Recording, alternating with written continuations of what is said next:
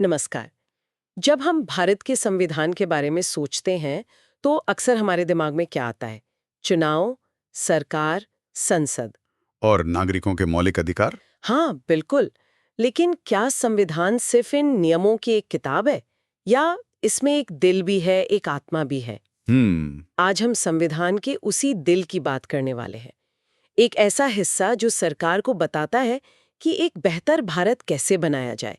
लेकिन इसमें एक बहुत ही दिलचस्प पेच है।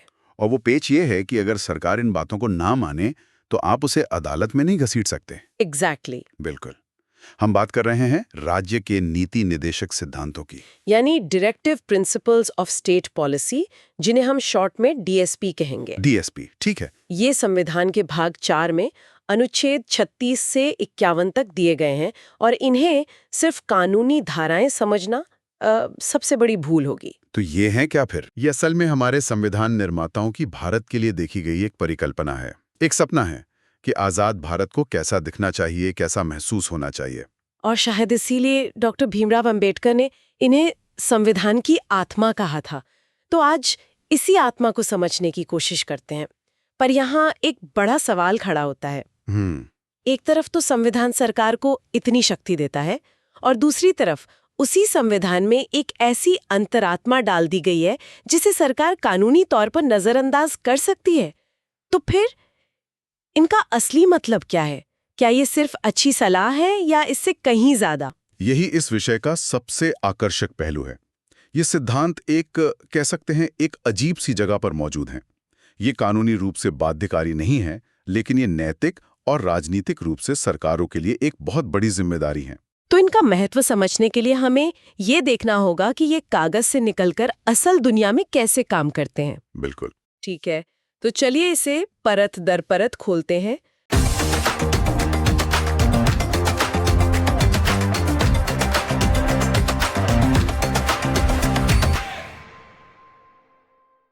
शुरुआत सबसे बुनियादी सवाल से।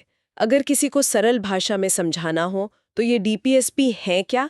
क्या हम इन्हें सरकार के लिए एक गाइड बुक कह सकते हैं? बिल्कुल।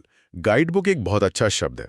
इसे और साफ करने के लिए मौलिक अधिकारों से इसकी तुलना करना सबसे सही रहता है। ओके। मौलिक अधिकार यानी फंडामेंटल राइट्स ज्यादातर नकारात्मक प्रकृति के होते हैं। वो राज्य को कुछ करने से रोकते हैं। जैसे राज्य धर्म के आधार पर भेदभाव नहीं कर सकता या किसी की बोलने की आजादी नहीं छीन सकता। ये कहते हैं तुम ये नहीं कर सकते। अच्छा, तो मौलिक अधिकार सरकार के लिए एक डोंट डू लिस्ट की तरह है। हाँ, कह सकते हैं। और डीपीएसपी ठीक इसके उलट एक टू डू लिस्ट की तरह है। ये सकारात्मक है। बिल्कुल सही। ये राज्य से कहते हैं कि तुम्हें जनता की भलाई के लिए ये करना होगा। जैसे कि ये सुनिश्चित करना कि हर किसी को अपनी रोजमर्रा की जरूरतें पूरी करने का साधन मिले, या गांव में पंचायतों को मजबूत करना। और इसी से इनकी सबसे बड़ी विशेषता निकलती है, जो है इनका गैर न्यायोचित होना। नॉन जस्टिसेबल मतलब कि आप अदालत जाकर ये दावा नहीं कर सकते कि सरकार ने फलां निदेशक सिद्धांत लागू नहीं किया, इसलिए उस पर कार्रवाई होनी चाहिए। संविधान निर्माताओं ने जानबूझकर इन्हें कानूनी बाध्यता से बाहर रखा। लेकिन क्यों? अगर ये इतने ही जरूरी थे तो इन्हें मौलिक अधिकारों की तरह कानूनी तौर पर लागू क्यों नहीं करवाया जा सकता? ये थोड़ा अजीब लगता है। इसका एक बहुत व्यवहारिक कारण था। आप सोचिए, तब भारत आजाद हुआ तो देश के पास इतने संसाधन नहीं थे कि इन सभी कल्याणकारी योजनाओं को तुरंत लागू किया जा सके। सही बात है। जैसे सबको रोजगार देने का अधिकार या सभी को सामाजिक सुरक्षा देने का वादा। अगर इन्हें कानूनी रूप से बाध्यकारी बना दिया जाता तो अदालतें सरकारों के खिलाफ फैसलों से भर जाती, जिन्हें लागू करना असंभव होता। अच्छा। इसलिए इन्हें एक लक्ष्य के रूप में रखा गया है, जिसे सरकारें अपनी क्षमता और समय के अनुसार हासिल करने की कोशिश करेंगी। ये राज्य के लिए एक नैतिक जिम्मेदारी है। समझ गई। तो ये एक तरह से भारत का रोड मैप है, एक ऐसे कल्याणकारी राज्य का सपना जो सिर्फ कानून व्यवस्था बनाए रखने तक सीमित न हो, बल्कि अपने नागरिकों के सामाजिक और आर्थिक विकास की भी चिंता करे। हाँ, और यही इनका अंतिम लक्ष्य है, सामाजिक, आर्थिक और राजनीतिक न्याय सुनिश्चित करना। ये सिर्फ शब्द नहीं है, ये हमारे संविधान की प्रस्तावना का मूल आधार है, और डीपीएसपी उसी आधार को हकीकत में बदलने का रास्ता दिखाते हैं। ये विचार कि सरकार को ऐसे दिशा निर्देश दिए जाएं, क्या ये हमारे संविधान के लिए बिल्कुल नया था या इसके बीज हमें ब्रिटिश काल के कानूनों में भी कहीं मिलते हैं? देखिए, इसकी मुख्य प्रेरणा तो आयरलैंड के संविधान से ली गई है। अच्छा, आयरलैंड से? जी।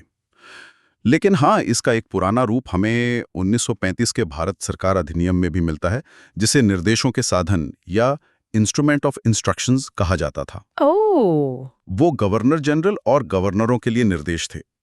हमारे संविधान निर्माताओं ने उसी विचार को एक नया और ज्यादा व्यापक रूप दे दिया। और जहां तक मुझे पता है, संविधान सभा में इस पर काफी गर्मागर्म बहस हुई थी। हर कोई इसके पक्ष में नहीं था। बिल्कुल। कुछ सदस्यों ने इसकी तीखी आलोचना की। उनका कहना था कि ये तो बस नए साल के संकल्प जैसे हैं, जिनका कोई कानूनी आधार नहीं है, तो ये सिर्फ सजावट के लिए हैं। मतलब बस अच्छी-अच्छी बातें लिख दी हैं। हाँ। एक सदस्य ने तो यहां तक कह दिया कि ये एक ऐसा चेक है जो बैंक अपनी सुविधानुसार अदा करेगा, यानी सरकार अपनी मर्जी से इसे मानेगी या नहीं मानेगी। इसी मौके पर डॉक्टर अंबेडकर का जवाब बहुत महत्वपूर्ण हो जाता है ना, जिसने इन सिद्धांतों की पूरी तस्वीर ही बदल दी। हाँ, उन्होंने इस आलोचना का बहुत ही शक्तिशाली जवाब दिया।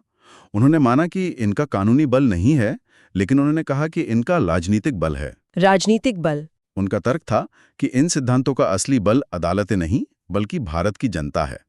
उन्होंने समझाया कि अगर कोई सरकार इन सिद्धांतों को नजरअंदाज करती है, तो उसे अगले चुनाव में जनता को जवाब देना होगा। ये सुनने में तो बहुत आदर्शवादी लगता है कि असली ताकत जनता के हाथ में है। लेकिन क्या ये हकीकत में काम करता है?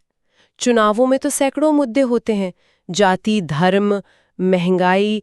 क्या कोई सरकार वाकई सिर्फ डीएसपीसी को अनदेखा करने के लिए चुनाव हार सकती है? ये एक बहुत ही जायज सवाल है, और इसका जवाब हाँ और नहीं दोनों हैं। शायद कोई वोटर ये सोचकर वोट नहीं देता कि सरकार ने अनुच्छेद 47 का पालन किया या नहीं। लेकिन जब सरकार मनरेगा जैसी योजना लाती है, जो अनुच्छेद 41 यानी काम के अधिकार से प्रेरित है, तो उसका सीधा असर करोड़ों लोगों पर पड़ता है। सही बात है। जब मिड डे मील योजना से बच्चों को पोषण मिलता है, तो वो अनुच्छेद 47 का ही व्यवहारिक रूप है।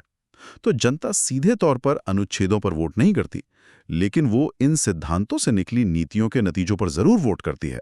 यही इन सिद्धांतों की असली लोकतांत्रिक ताकत है। वाह, ये एक बहुत ही गहरा दृष्टिकोण है। तो ये सिद्धांत मतलब सामाजिक न्याय से लेकर अंतर्राष्ट्रीय शांति तक फैले हुए हैं। क्या इनमें कोई आंतरिक तर्क या समूह है? यह एक बेहतरीन सवाल है। संविधान में ऐसा कोई वर्गीकरण नहीं दिया गया है, लेकिन जब हम इन सिद्धांतों को ध्यान से देखते हैं, तो हमें भारत के भविष्य के लिए 3 अलग-अलग विचारधाराएं या सपने दिखाई देते हैं। 3 सपने? हाँ, जो एक दूसरे से जुड़े हुए हैं। विद्वान इन्हें समझने के लिए समाजवादी, गांधीवादी और उदारवादी बौद्धिक सिद्धांतों में बांटते हैं। चलिए इन सपनों को एक-एक करके समझते हैं। पहला, समाजवादी सपना। इसका मतलब क्या है? समाजवादी सिद्धांतों का मूल उद्देश्य है आर्थिक और सामाजिक असमानता को कम करना।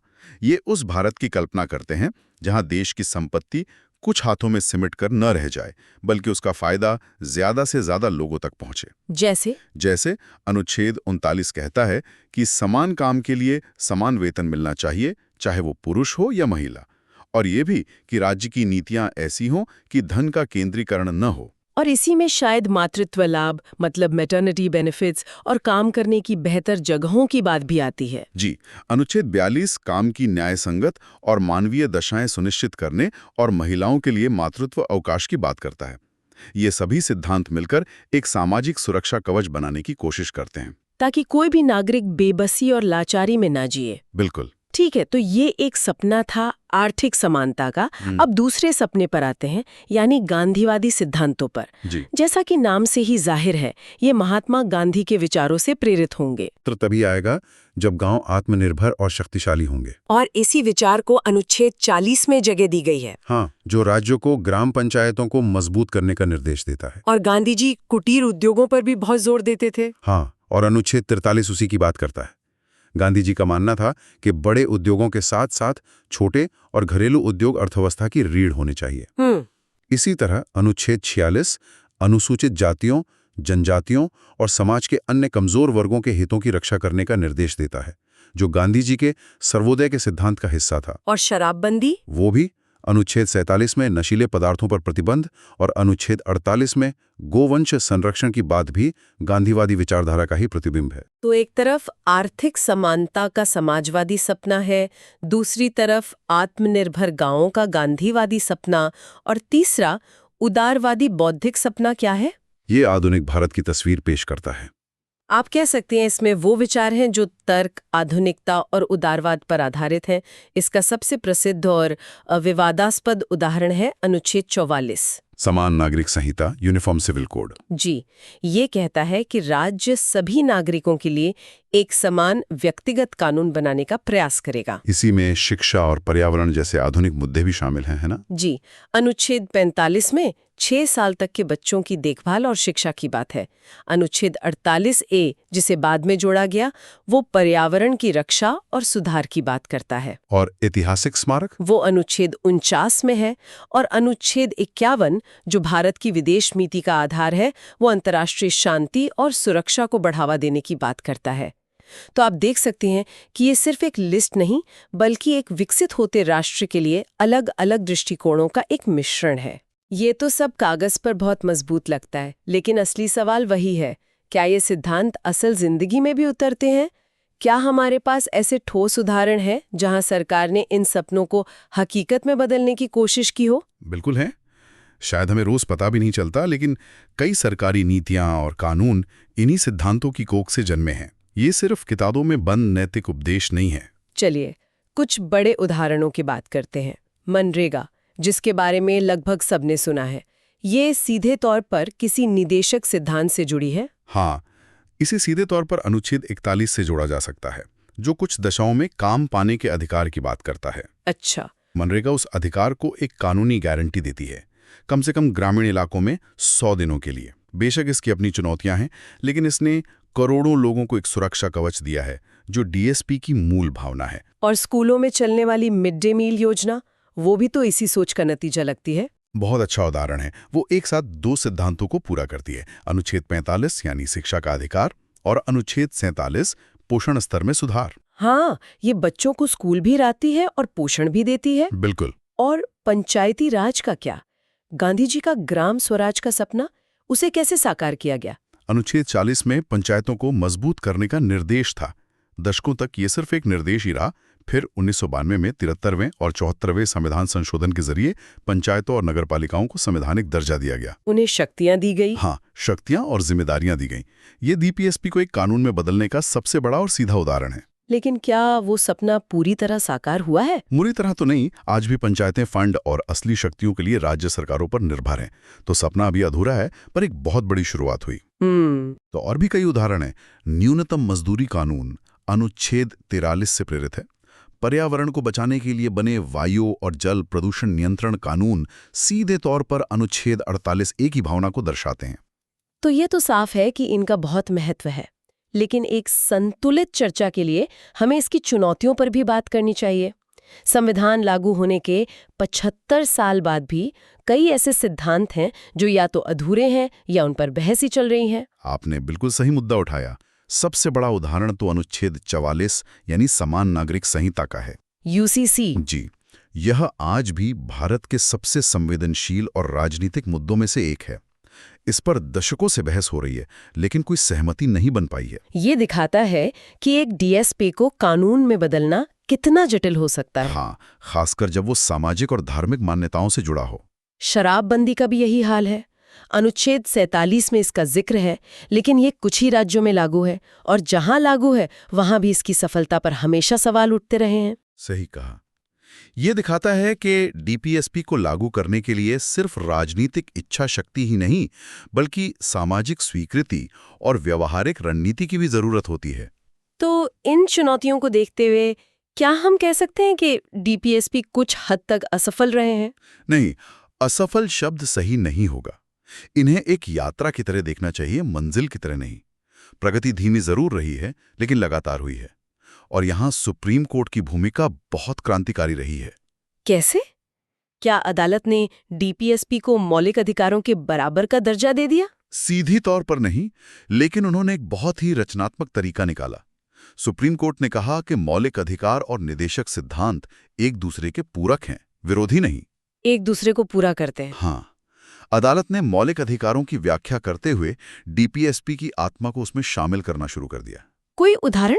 जैसे जीने का अधिकार यानी अनुच्छेद 21 एक मौलिक अधिकार है। कोर्ट ने कहा कि जीने का मतलब सिर्फ सांस लेना नहीं बल्कि सम्मान के साथ जीना है। और इसमें स्वच्छ पर्यावरण का अधिकार, शिक्षा का अधिकार और स्वास्थ्य का अधिकार भी शामिल है। अच्छा। और ये सभी विचार सीधे सीधे डीपीएसपी से लिए गए हों। इस तरह कोर्ट ने डीपीएसपी को पिछले दरवाजे से कानूनी ताकत दे दी। तो कुल मिलाकर डीपीएसपी हमारे संविधान की वो अंतरात्मा है जो सरकारों को रास्ता दिखाती है। ये हमें यानी नागरिकों को एक पैमाना देते हैं जिससे हम अपनी सरकारों के काम को माप सकते हैं। ये हमें याद दिलाते हैं कि लोकतंत्र का मतलब सिर्फ 5 साल में एक बार वोट देना नहीं है, बल्कि ये सुनिश्चित करना है कि सरकार लगातार हमारे जीवन को बेहतर बनाने के लिए काम कर रही है। आपने बिल्कुल सही सार प्रस्तुत किया। ये सिद्धांत सत्ता के लिए एक निरंतर अनुस्मारक हैं, एक रिमाइंडर हैं कि उनका असली उद्देश्य लोक कल्याण है, ना कि सिर्फ सत्ता में बने रहना। ये भारतीय लोकतंत्र की नब्ज हैं जो हमेशा धड़कती रहती हैं। वाकई एक बहुत ही गहरी और रोचक चर्चा रही। इसने संविधान को देखने का एक नया नजरिया दिया। जाते जाते श्रोताओं के लिए एक सवाल छोड़ना चाहूंगा जिस पर हमने आज बात की है। ये सोचने वाली बात है कि जब एक नीति निर्देशक सिद्धांत जो पूरे समाज के कल्याण के लिए है और एक मौलिक अधिकार जो किसी व्यक्ति की स्वतंत्रता की रक्षा करता है के बीच टकराव हो तो संतुलन कैसे बनाया जाना चाहिए। एक बहुत बड़ा सवाल है ये। मिसाल के तौर पर अगर सरकार किसी सामाजिक योजना के लिए किसी की जमीन लेना चाहे तो समाज का हित व्यक्ति के संपत्ति के अधिकार से ऊपर है या व्यक्ति का अधिकार हर हाल में सर्वोपरि होना चाहिए। इस पर विचार जरूर कीजिएगा।